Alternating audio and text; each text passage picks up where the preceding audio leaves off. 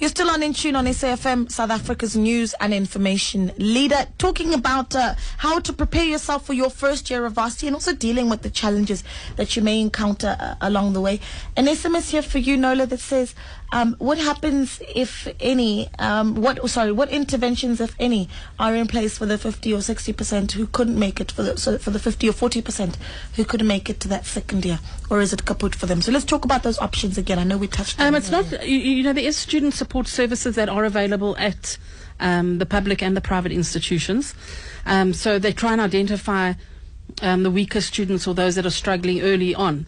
But often there are a lot of them that just slip under the radar. They may not come back and not even let anybody know if something's wrong.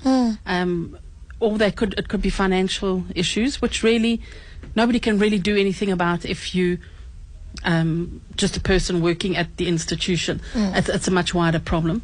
The ones that the institutions can get involved in are those that are struggling with their marks, they academically are not strong. So a lot of the time, I think for the students themselves, they need to understand there's counselling services, their financial aid officers, and they need to go and ask for help. Often, like you say, they drop out. They may go and try and find employment with what little experience they've got or what little studies they've done, and they haven't got anything to actually show for it. And that is a path to failure. So they've got to keep going. They need to ask for help and just make use of the services that are available on campus. Okay, and just, you talked about student financing, and I want to touch on that because that's a really big issue now.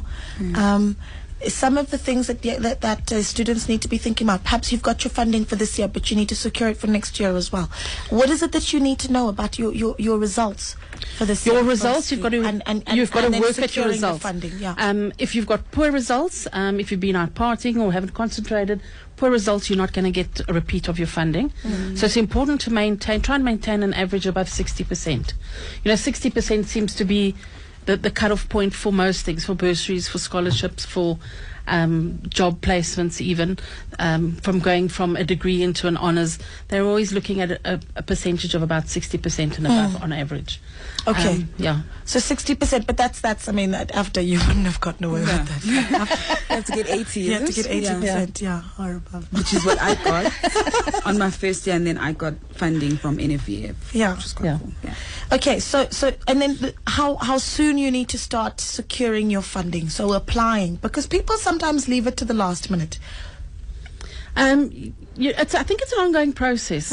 So if you're at school, if you've applied and you've got sort of provisional acceptance, you then need to start right then applying for your loans, bursaries, scholarships, those kinds of things. If you're currently a first-year student, and your loan is only for the first year, and I think if you get bank loans as well, you need to provide your results to them towards the end of the year to secure the next year's funding. So I think it's an ongoing thing. Don't just wait until the final exams. You need to make sure your assignments and projects and tests and all that you do along the way reflect your good academic results. Okay, one thing that I also wanted to check on is, I mean, parents are worried about this as well because there's a cost associated with accommodation. Is it better? I mean, are students a lot more focused? And I think you can both answer this one. Are students a lot more focused if they're staying at home or if they are with, the res? Phew. I would think at home. It's a tough one. Because I think at home there's a little bit more structure. It's the way you've always lived your life. In the structure, you've got support. If you're on your own, at home is better, definitely. But you can, I mean, we are first years. You can always say, no, we've got a shoot at this time, and I have to come back to the library. Yeah, so that's true. It's a shoot that goes on for 2 days. I'll be, so. At home is a bit better because, like you said, there's structure, but still, you can still get away with it. Well, tips from you. I mean, anyway, there's a first-year student. The things that do you think, the top 5 things they really need to be considering and thinking about in this year? One, studying the course that you really want.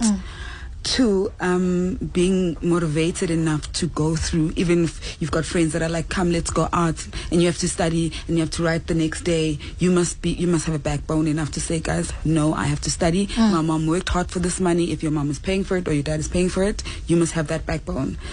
Maybe you can help me. Sure. I think it goes back to choosing the right friends. Yeah. And concentrating in class. And like being able said, to ask for help. Yes. Whether it's asking for support, asking your lecturer something you don't understand, asking a stranger sitting next to you if they'd be in your group to help you with a group task. That's all those kinds of things. Like you said, it's not high school. You can't go to your maths teacher and say, I can't understand this, please explain it to me. I'm going to sit here. You put up your hand and there's 300 people turn around and look at you. It's very different. It's a different ballgame. And you make an appointment to see the lecturer in their office. You're intimidating our first year listeners. It's just different. It's not scary. I mean, it can be scary. Yeah. It's just different. It's a whole new experience. And I think you've got to approach it as an adult. Yeah. You don't have a teacher looking after you that'll take your hand somewhere.